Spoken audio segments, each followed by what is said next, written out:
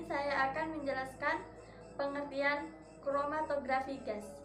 Kromatografi gas merupakan jenis kromatografi yang digunakan dalam kimia organik untuk pemisahan dan analisis.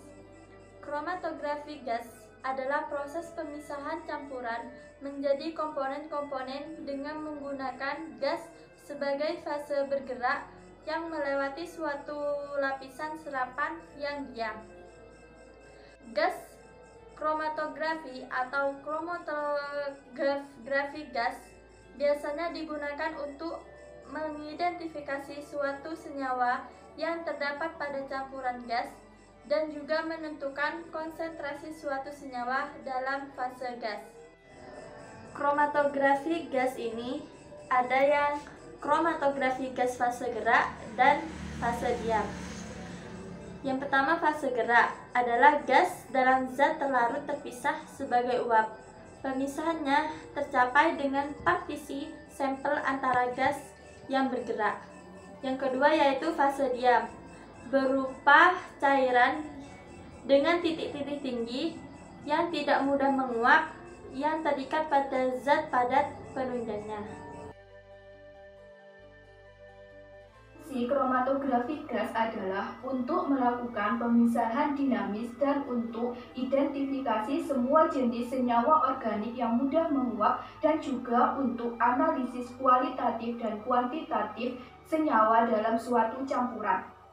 Adapun aplikasi penggunaan kromatografi gas dalam bidang edukasi atau pembelajaran itu akan berhubungan dengan senyawa poliaromatik hidrokarbon atau PAH dalam air dan sedimen, analisis polutan senyawa organik volatil dalam air dan sedimen, senyawa volatil dalam biji kopi, dan analisis polutan pestisida dalam buah, sayur, dan air. Beberapa aplikasi penggunaan kromatografi gas dalam bidang penelitian adalah gasifikasi dan pirolisa, produksi biogas, dan sintesis metanol.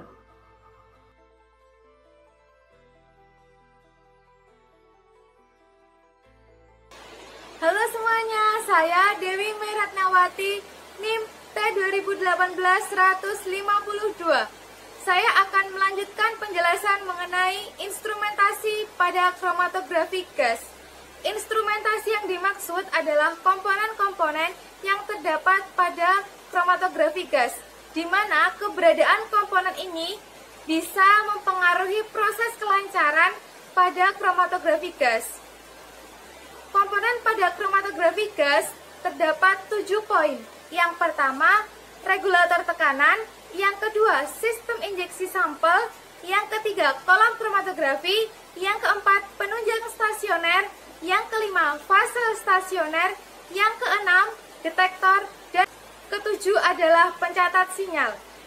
Langsung saja, tanpa berlama-lama lagi, saya akan mulai menjelaskan komponen yang pertama, yaitu regulator tekanan. Sesuai dengan namanya, komponen ini berfungsi untuk mengatur tekanan pada kromatografi gas. Tekanan diatur pada angka 1-4 atmosfer, sedangkan debit alirannya diatur pada angka 1-1000 liter per menit.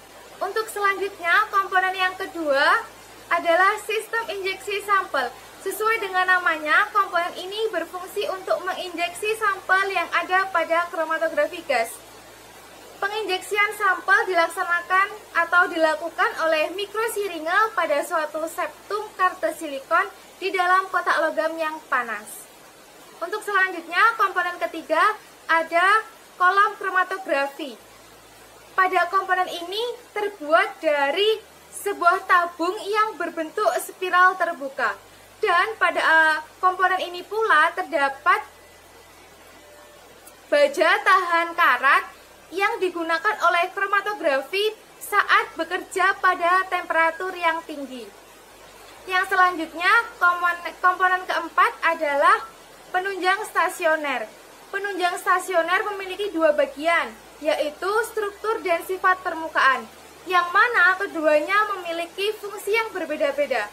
Struktur pada penunjang stasioner berfungsi untuk efisiensi tekanan, sedangkan Sifat permukaan pada penunjang stasioner berfungsi untuk menentukan tingkat pemisahan suatu sampel pada kromatografi gas. Sekian yang bisa saya sampaikan. Untuk poin ke-5 sampai poin ke-7 akan dilanjutkan oleh teman saya.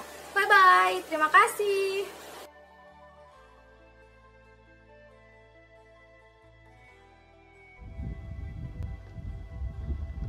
Fase stasioner. Salah satu keunggulan kromatografi gas cair terletak pada variasi fase cair untuk partisi yang dapat tersedia dalam jumlah tidak terbatas. Pembatas pada fase ini yaitu penguapan kestabilan termal dan kemampuannya membasahi penunjang zat cair, kelompokkan pada cairan nonpolar. Temperatur maksimum yang dapat diperlakukan terhadap suatu kolom yang ditentukan oleh penguapan. Banyaknya fase stasioner suatu kolom dinyatakan dalam persen. Contohnya, suatu kolom dengan fase stasioner 15% berarti 100 gram kolom mengandung 15 gram fase stasioner. Pada cara fase stasioner diletakkan pada kolom sering dikenal dengan kolom WCOT, yaitu Wall Counter Open Tubular. Fase stasioner langsung diletakkan pada dinding pipa kapiler, dan ada juga SCOT, Support Counter Open Tubular, yaitu fase stasioner dilapiskan pada penunjang. Yang selanjutnya yaitu detektor. Detektor peka terhadap komponen-komponen yang terpisahkan di dalam kolom, serta mengubah kepekaannya menjadi sinyal listrik. Sinyal listrik kuat, lemahnya sinyal bergantung pada laju aliran massa sampel dan bukan pada konsentrasi sampel gas penunjang. Range suatu detektor dinyatakan sebagai sinyal terbesar yang teramati dibagi menjadi sinyal terlemah yang masih terdeteksi dan masih memberikan respon yang lincah. Detektor harus terletak dekat dengan kolom untuk menghindari kondensasi cairan maupun dekomposisi sampel sebelum mencapai detektor. Pada beberapa detektor terdapat termistor. Termistor adalah semikonduktor elektronik yang terbuat dari lelehan ratur. Yang terakhir yaitu pencatat sinyal. Akurasi suatu kromatografi gas pada suatu daerah pembacaan ditentukan oleh pemilihan pencatat sinyal. Kadangkala sinyal perlu diperkuat. Respon melewati skala penuh harus 1 detik. Kepekaan perekam yaitu 10 mV dan perjangkauannya dari 1 sampai 10 mV. Kadangkala mutlak diperlukan penguat sinyal. Dalam operasi saluran langsung, elektrometer dibagi menjadi satuan sinyal.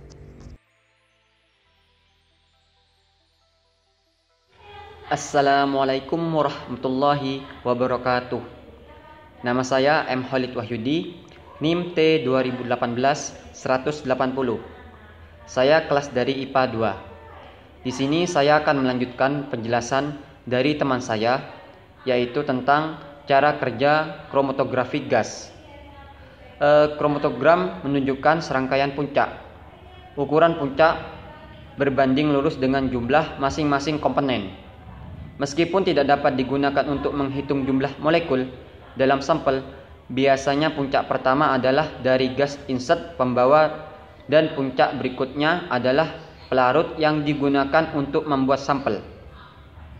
Puncak berikutnya mewakili senyawa dalam campuran. Untuk mengidentifikasi puncak pada kromatogram gas, grafik perlu dibandingkan dengan kromatogram dari campuran standar untuk melihat di mana puncak itu terjadi. Pada titik ini, kita mungkin bertanya-tanya, mengapa komponen campuran terpisah ketika mereka didorong di sepanjang tabung?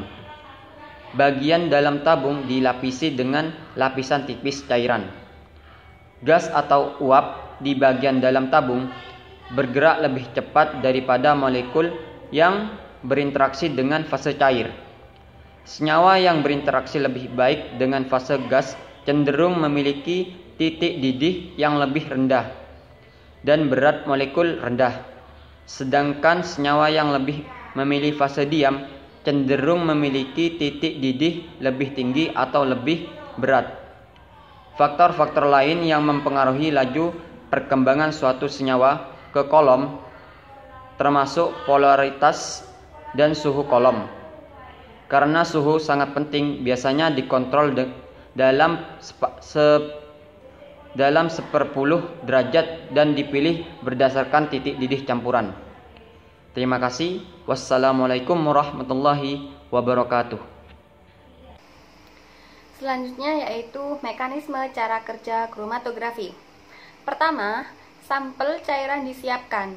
Sampel dicampur dengan pelarut dan disuntikkan ke dalam kromatografi gas. Biasanya ukurannya kecil dalam kisaran mikroliter. Meskipun sampel dimulai sebagai cairan, tapi sampel diuapkan ke fase gas. Gas pembawa inert juga mengalir melalui kromatograf. Gas ini tidak boleh bereaksi dengan komponen campuran apapun. Gas pembawa umum termasuk argon, helium, hidrogen. Sampel dan gas pembawa dipanaskan dan dimasukkan ke dalam tabung panjang yang biasanya digulung untuk menjaga ukuran kromatografi agar dapat dikelola. Tabung mungkin terbuka atau diisi dengan bahan pendukung inert yang dibagi dalam kolom padat. Tabung panjang untuk memungkinkan pemisahan komponen yang lebih baik. Ujung tabung yaitu detektor untuk mencatat jumlah sampel yang memukulnya. Dalam beberapa kasus, sampel juga dapat dipulihkan pada akhir kolom. Sinyal dari detektor juga untuk menghasilkan grafik kromatogram yang menunjukkan jumlah sampel untuk mencapai detektor pada sumbu Y, dan umumnya beberapa cepat mencapai detektor pada sumbu E, tapi ini tergantung pada tepatnya yang dideteksi oleh kromatograf tersebut. Sekian, terima kasih. Selanjutnya dilanjut